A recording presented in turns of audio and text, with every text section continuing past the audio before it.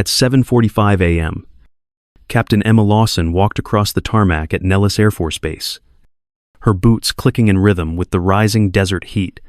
The Nevada sun was already sharp, but not half as cutting as the stares from her new squadron, Redbird, a name with history, with weight.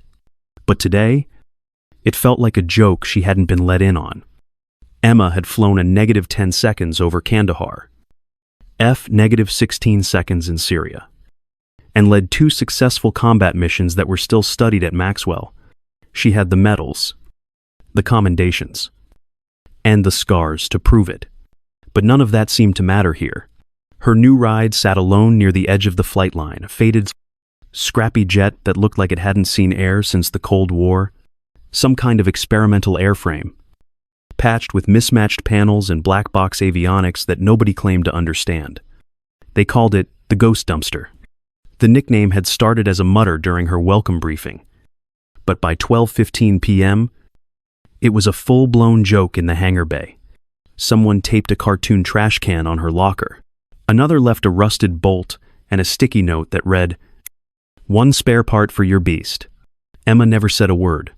She smiled, nodded, and kept her voice calm, but it stung in ways she hadn't expected. Squadron culture was its own beast. You earned your place with flying hours, precision, grit, and the ability to laugh at the right jokes without becoming one. She could handle banter. But this wasn't that. This was dismissal. Cold shoulders in the chow hall. Long silences when she sat at the briefing table. No one would make eye contact. She'd fly, debrief, disappear. Her bunk was 2 doors down from a 27-year-old hotshot named Valenti. He'd flown red flag twice and liked to call her Ma'am Dumpster, with a smirk that made everyone else laugh. The first time, she'd clenched her jaw and moved on. The 5th time, she nearly broke her pen in half during roll call, but she still smiled. Always. At 6:20 p.m., while the others hit the gym or played Call of Duty in the rec room, Emma stayed in the simulator. She ran tactical drills, solo, memorizing every strange control in that Frankenstein jet. It had quirks, jerky thrust lag, a stubborn HUD, systems that reacted half a beat slower than standard. But she learned its rhythm. She listened to it like a veteran listens to an old rifle. Nobody asked why she stayed late. Nobody catted. She missed the camaraderie, the dumb inside jokes, the shared silences after a rough flight. The way a wingman watched your 6 even off the clock. Here, she was a ghost, flying a ghost. Invisible, unless someone needed a laugh. She'd felt more seen in a tent in Bagram than she did in her own country. Among her own.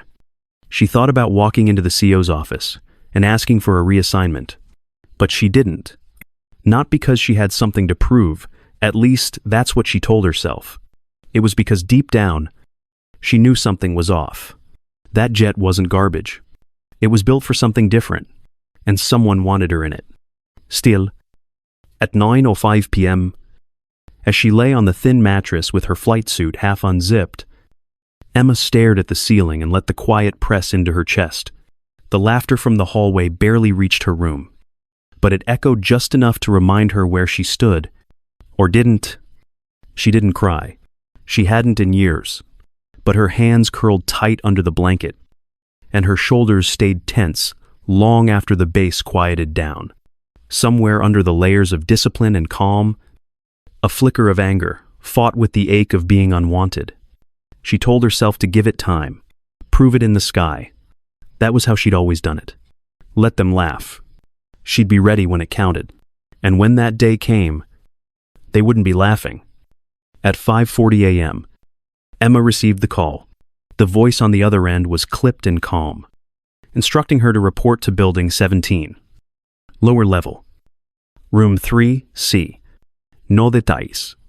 No explanation. Just a quiet confirmation that she would arrive within the hour.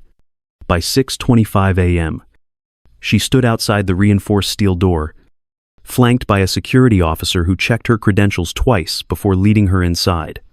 The room was windowless, the air chilled, and the lighting dim enough to press shadows into the corners. A flag hung behind a plain oak table.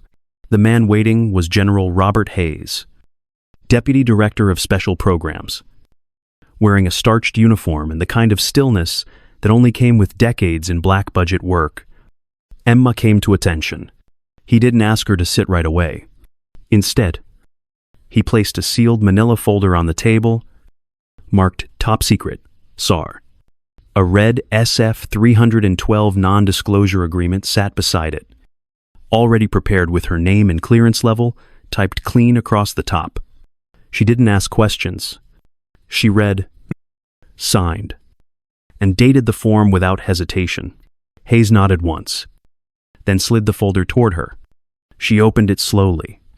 Inside were schematics, engine profiles, radar signatures, the X-47C Phantom Raven, a next-generation stealth strike platform, twin-engine, vectored thrust, active camouflage skin, flight-ready, but untested in operational environments, developed under tier, dry conditions, limited eyes, no public record. There are only 3 people cleared to fly it. Hayes said, his voice low but certain. 2 are on assignment in the Pacific. You're the 3rd. She didn't react. Not outwardly, but the air around her shifted just slightly, as if the weight of what she'd been handed settled across her shoulders. It continued, outlining mission parameters she was not to repeat. Even to her commanding officer, operations would be conducted from a forward base under cover of standard red flag drills. All maintenance would be internal. No civilian contractors. No paper trails outside the folder in her hands. Emma listened carefully, asked only when necessary. She knew the protocol, how to speak, when to keep quiet, what not to write down. This was what black programs looked like. Quiet, clinical, exacting, built on trust that wasn't earned in words, but in records, silence, and time. At 7:10 a.m., Hayes stood, signaling the end of the meeting. He didn't shake her hand. Instead, he gave her a look that was part instruction, part caution. You weren't chosen by chance. He said, you were watched. She nodded once, took the folder, walked out without a word. No one in the hallway looked up as she passed. The desert sun hit her face as she stepped back into the open, and still, the air around her felt colder than it had in the room. At 7:35 a.m., Emma followed General Hayes down a service corridor behind the restricted zone near Hangar 12. 2 armed guards met them at the first checkpoint, where she placed her CAC card on the reader and verified identity with a thumb scan. Beyond that, a reinforced door required retinal access and a spoken authentication code. They passed through a second chamber with shielded walls and an active signal blocker. No phones. No radios. Nothing recorded. Emma didn't ask where they were. She already knew this wasn't on any official map. At 7:48 a.m., the last door hissed open, and the space beyond swallowed them in silence. The hangar lights were dimmed to preserve the surface coatings on the airframe, but even in that soft glow, what stood before her pulled all the air from her chest. The Phantom Raven sat low to the ground, its surface matte and seamless, like poured graphite. The skin shimmered slightly under the overhead lamps, adjusting hues in real time. Optical camouflage mesh, not just theoretical, working. Breathing tech. Emma took a step forward, instinctively slowing her pace as if approaching a wild animal. Its shape was alien only because it broke all the habits of conventional design. A blended wing body. Smooth transitions from nose to wing. No vertical stabilizers. Everything was tucked, buried, or disguised. No external hardpoints. No rivet lines. The surface was made of composite weaves she didn't recognize, likely radar-absorbent carbon titanium laminate with embedded EM scatter layers. Hayes stood back, watching her reaction without comment. Emma moved toward the cockpit, drawn to the sharp angle of the canopy. It wasn't bubble-framed like an F-16 or hinged like a Raptor. It was flush, blacked out, and nearly invisible when closed. A maintenance tech in plain uniform keyed a control panel, and the glass lifted with a soft hydraulic whine. Inside, the seat was sunken, half reclined, surrounded by modular screens instead of a standard HUD. No throttle quadrant, no stick in the usual sense, just touch-sensitive surfaces and a flexible interface glove coiled neatly to one side. It was part-manned platform, BARD, drone control node, a fly-by-light system, likely with AI-assisted threat processing, no manual dials, no legacy backups. To the left of the pilot's station, a secondary array blinked to life passive detection nodes, IR signature monitoring, and real-time RF mapping. No radar pings, no emissions unless triggered. It watched the world without making a sound. Next to that was a recessed panel labeled ECM, active jammers, directional pulse countermeasures, and decoys ready to deploy without a flare ever igniting. Emma didn't speak for several seconds. She had flown top-of-the-line hardware, F-35 seconds, Block 70 Vipers, even a few classified UAVs, but this was something else. Not science fiction. Just the next logical step the world wasn't ready to admit existed. At 7:55 a.m., Hayes finally broke the silence. It listens before it moves. It thinks before it climbs. It doesn't forget. Emma nodded once. She didn't need convincing. She was already in. At 4:20 p.m., the sun angled low over the Nevada test and training range, casting long shadows across the desert floor. Emma sat quietly on the taxiway in the Phantom Raven, helmet visor down, fingers resting on the sensor interface pad. Her flight lead's voice crackled over comms. Casual and bored. Dumpster 1. Try not to break down out there. The big kids are watching. Laughter followed. Not cruel. Just careless. Still, it sat in her chest like stone. The flight plan was a joint exercise. 4 F-35 seconds from Redbird, and 1 unknown. Meaning her. They were flying a patrol arc along a simulated intercept corridor, designed to test reaction times and signature awareness. On paper, her aircraft had a role. In the air, no one gave her more than a call sign. Ghost dumpster. They still muttered. By 4:38 p.m., they leveled out at 31,000 feet.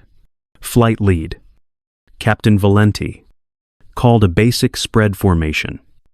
1 mile lateral spacing. Tight, cum, discipline. Redbird. Check in. 1 by 1. Voice confirmed. Emma was last. Ghost 1. Tally. Systems nominal. No one answered. But that didn't bother her anymore. She kept her sensors on passive. Her displays were clean, no emissions. No pings until a faint shift in the electromagnetic spectrum drew her eye. A harmonic ripple. Just outside the standard radar bands, it pulsed once, then vanished. No alerts fired on the F-35 standard radars, but her EW suite caught it. A blanket jamming field. Narrow beam. Focused. Purposeful. Emma checked her positioning and toggled her suite to scan pattern trace. The signal reappeared 3 seconds later. Tighter. Stronger. It wasn't from their own aircraft. It was coming from high above the western approach. She tagged the anomaly and pinged lead. Redbird 1. Ghost 1. Unusual spike west of grid 7. Recommend revector for confirmation. Silence for 2 seconds. Then Valenti's voice came back. Clipped. Negative. Nothing on scope. Stay online. He didn't even ask for the bearing. Another voice muttered. Dumpster ghost hunting again. Emma cut her mic. No chatter. No argument. She adjusted course 6 degrees without announcing it. That gave her the lateral room to uncloak. Silently slipping out of line, The Phantom Raven's active signature dropped to near zero. Camouflage mesh adjusted. She became Sky. At 4:47 p.m., her sensors tagged 2 return echoes. Slow. High. No transponder. No IFF handshake. She queried twice. No reply. Rules of engagement didn't allow for assumptions. But this wasn't a drill. These aircraft weren't friendly. She brought the Raven into a shallow climb. Nose up just enough to get a clean track. From her station, she watched as the signatures tightened their vector toward Redbird's airspace. Their beam jammers were masking radar returns, but they hadn't accounted for spectrum sniffing at subharmonic levels. Emma opened the ECM suite. No missiles. No threats yet. But targeting locks were imminent. She keyed in an active decoy, burst non-lethal, designed to spike enemy fire control radars with spoofed range data. 1 pulse. Silent. Instant. The 2 unknowns veered hard starboard at 4:51 p.m. Suddenly disoriented, their targeting systems broke lock and began reinitializing scans. Emma stayed silent. Within 30 seconds, the contacts disappeared back into dead airspace. Redbird never saw them. Their systems caught a momentary glitch. Nothing more. Valenti's voice returned. Confused. Got a flicker on my RWR. Anybody else get that? Another pilot chimed in. Might have been solar bounce. Weird angle. Emma said nothing. They finished the patrol at 5:08 p.m., returned to base, and shut down in the usual haze of post-flight routine. But this time, no one laughed at her on the tarmac. No jabs. No nicknames. In the debrief room, Valenti glanced at her once before speaking. Ghost 1. Anything to report. She met his eyes. Calm. Clear. Nothing that showed up on your scope. See. Nobody pushed. The room was quiet. Suspiciously quiet. Emma signed her logbook and left before anyone else did. Behind her, the shift in tone lingered. They didn't know what had happened, but they knew something had. And for the first time, the silence wasn't mocking. It was listening. At 2:20 p.m., Redbird's squadron flew a routine recon escort over sector Delta 9, 35 miles off the coast. Altitude was steady at 32,000 feet. Airspeed held at Mach 0. Bashawu. The mission was uneventful. Just visual overwatch on a surveillance drone, following a high-altitude track. Emma kept position just off the right flank of the lead F-35. Her comms silent. Her sensors fully passive. The Phantom Raven's onboard suite ran spectrum sweeps without broadcasting. At 2:27 p.m., a spike appeared on her threat matrix. Low-band radar scatter from 6 unknown contacts, moving in loose trail formation, northeast to southwest. Altitude was below the patrol envelope, 29,000 feet, and climbing, transponders off. No IFF returns. They weren't part of the exercise. Emma checked the signature spread again. The contacts used narrow-beam ECM and terrain masking to stay hidden from conventional radar. Their EM profile suggested 4th-gen stealth aircraft, possibly flankers modified for EW. It didn't matter. They weren't friendly. She keyed up the squadron net. Redbird lead. Ghost 1. Advise possible vector conflict. Recommends scan south by grid 14. Valenti's reply came back. Casual. Ghost. We're clean. Probably just shadow return off the drone. No course correction. No urgency. At 2:31 p.m., the targets broke into combat spread. That wasn't a shadow. That was an intercept setup. Emma brought the Raven slightly lower. Trailing a half-mile off Redbird's rear, she reconfigured her jamming suite, shaped the waveform, and began active denial. No broadcast alerts, just silent disruption across enemy radar bands. She blanked out the Redbird group from enemy fire control. Her eyes flicked across the interface. The Phantom Raven's targeting node isolated one of the hostiles, attempting a lock She deployed a decoy drone, launched it from her port payload bay, and vectored it 10 degrees off-axis. Within seconds, a radar-seeking signal tagged the drone and followed it west. 1 threat peeled off. 5 remained. Radio chatter picked up, "Ghost. Did you see that pulse on primary?" another F-35 asked. "My RWR just blinked." Valenti snapped back. "Stay tight. It's a training artifact." "Ghost. What are you doing back there?" Emma didn't answer. She deployed a second decoy, mimicking the recon drone's electronic signature. 2 more enemy aircraft adjusted heading. Reacting to the false track, she tracked the maneuver angles and cross-checked IR signatures. Their lock indicators never reached Redbird. None of them knew how close they'd come. At 2:36 p.m., the remaining hostiles turned away. Their sensors couldn't find what they were hunting. One by one, they faded off her display. Returning to the blind side of the engagement envelope, Valenti exhaled over comms.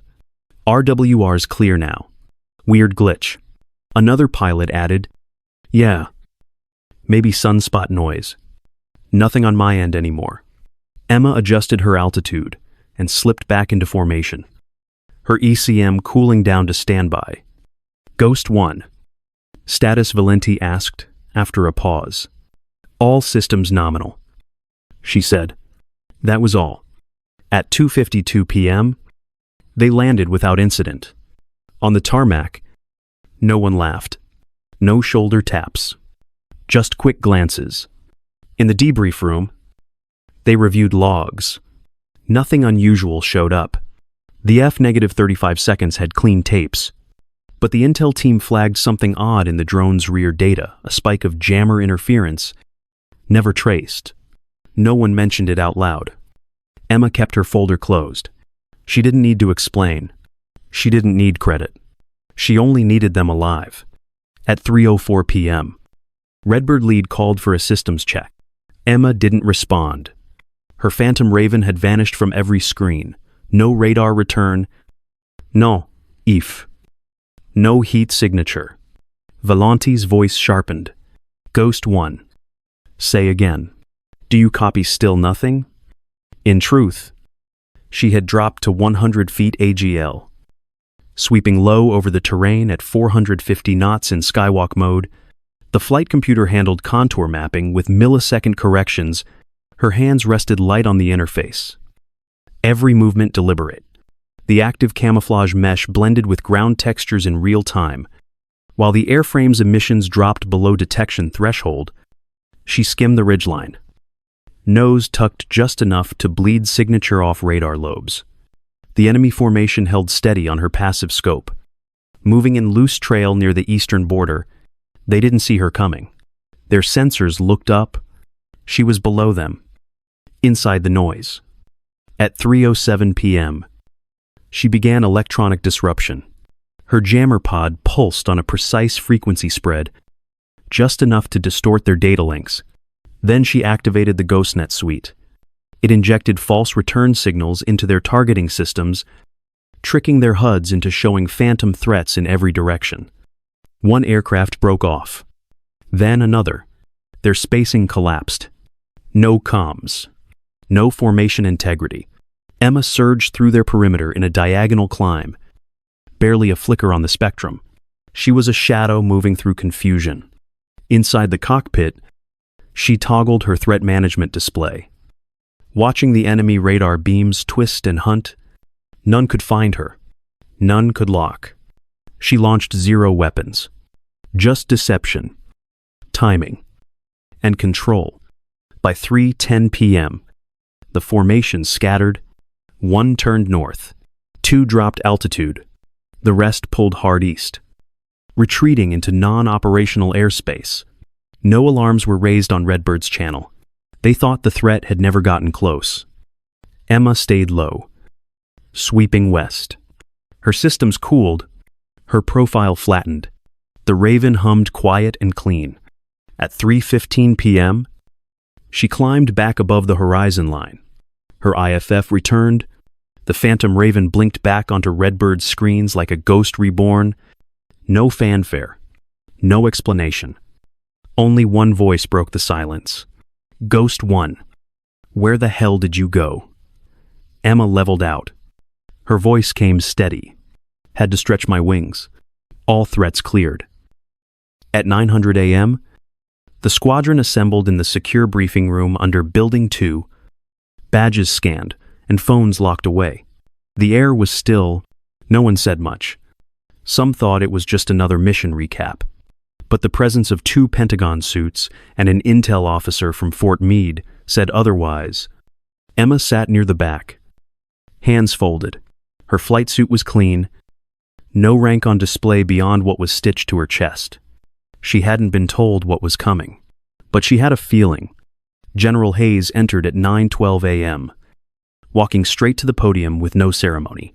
He nodded to the tech at the console. The room dimmed. A large screen lit up with raw sensor logs. Multiple contacts appeared, 6 unknowns entering the patrol zone. Then, digital overlays showed them losing comms. Targeting data scrambled. Formation collapsing. All within 5 minutes. No one said a word. Not even Valenti. Hayes spoke plainly. Yesterday's incident wasn't an anomaly. It was a covert intercept attempt by foreign aircraft, flying under deep radar silence. Only one platform detected them. He turned. Ghost 1. Eyes followed him toward Emma. Captain Lawson executed full-spectrum disruption. Terrain tracked a hostile formation and neutralized 6 aggressors without firing a shot. None of you even knew it happened. He let the words hang. A second video played. Voice logs. Not Redbird. The intercepted comms from the enemy formation confused. Panicked. Scattered. Overlay tags mark the timestamps where decoys triggered. Rather, locks broke, and the contacts veered away. When the screen went dark, the silence stayed. Hayes looked around the room.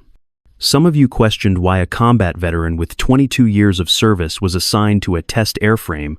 You mocked her aircraft. You doubted her readiness. I'll say this once. She wasn't here to prove anything. She was here because she already had. He stepped away from the podium. No applause. Just silence thick enough to feel. A captain from Alpha Flight stood, cleared his throat, then stopped. He didn't speak. He just looked at Emma and gave a short, genuine nod before sitting down again. Others followed. Quiet. Wordless. Even Valenti turned in his chair. Jaw tight. Gaze lowered. He didn't speak either. But he nodded too. It was something. Emma didn't gloat. She didn't flinch. She just met their eyes one by one. Calm. Steady. Nothing smug. Nothing sharp. She wasn't here to be celebrated. She was here to fly. And now, finally, they knew what that meant. At 16 p.m., Emma stepped into the skiff beneath Hangar 4, where General Hayes stood waiting beside a woman she hadn't met before. Civilian clothes. Hard eyes. No introduction needed. NSA Director Kate Monroe. The kind of person who didn't waste time. Hayes handed her a thick packet. Monroe said only 2 words. You're going alone. The target was a hardened military research site built into the cliffs of a disputed island chain. High-value intel suggested it housed U.S. avionics stolen through cyber intrusion. Now, in active testing. The mission required full-spectrum stealth, cross-border penetration, and precision recon without detection. No ISR support. No AWACS overwatch. 1 aircraft. 1 pilot. Her. She studied the route profile in silence. It was a 500-mile round trip, with a hard turn point at waypoint Echo 7.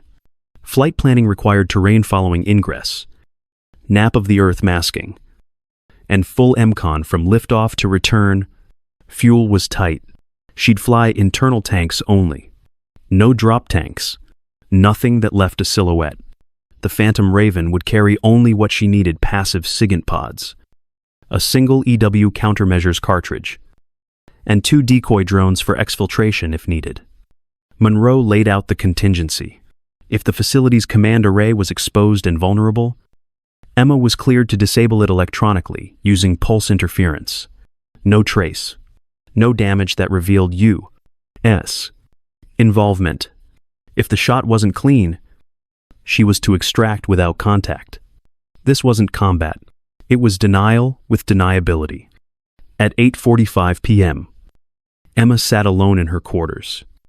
Flight suit folded on the chair beside her. She stared at the mission packet again, then picked up her secure phone and dialed. Her younger sister answered after 2 rings. Groggy but smiling, Emma didn't say much, just that she might be offline for a few days, maybe longer. She asked about the dog, then told her to check the mailbox next week. A long pause hung there before goodbye. At 4:30 a.m., she walked out onto the tarmac, the sky still dark and heavy with silence. A line of red beacons marked the taxi lights, and beyond them, Hangar 17 stood open. The Phantom Raven waited inside, lit from below by low amber service lights. No one spoke. The crew chief handed her the final board. She signed it, nodded, and stepped up the ladder. Inside the cockpit, she moved with practiced calm. Oxygen levels green, power cells topped, comms locked to standby, navigation synced to encrypted inertial guidance. EW systems pre-warmed but dormant. She pulled the canopy down, watched it seal, and took a long breath in the darkness. At 4:58 a.m., clearance came through on a tight whisper frequency.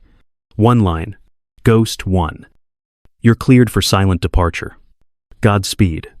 She tapped the throttle forward, taxied without lights, and felt the jet come alive beneath her. The world outside faded. At 5:02 a.m., the Phantom Raven lifted off into the pre-dawn air.